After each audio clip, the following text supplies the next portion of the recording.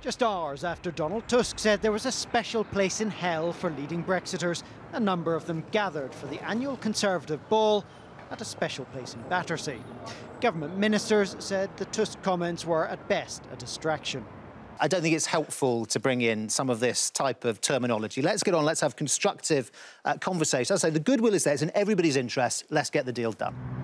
The Prime Minister began the day in Belfast, where fire and brimstone has sometimes seeped into politics, but where her allies today were deeply unimpressed with Mr Tusk.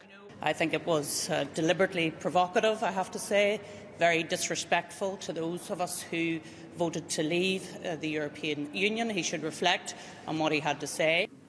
Although it's not as if British politicians have always been kind about European ones. If Monsieur Hollande wants to administer punishment beatings to anybody who chooses to escape, rather in the manner of some sort of World War II movie. You have the charisma of a damp rag and the appearance of a low-grade bank clerk.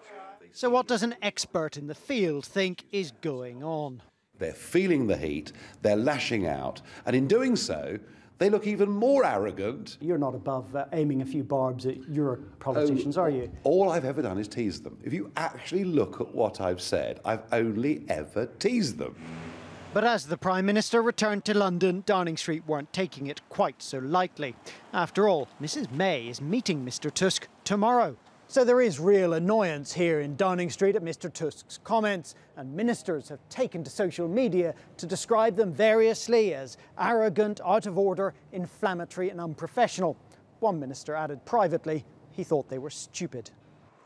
Others here have wondered what Donald Tusk thought he might gain by raising the prospect of eternal damnation the day before returning to talks about Brexit. Carl Dennon, News at 10, Westminster.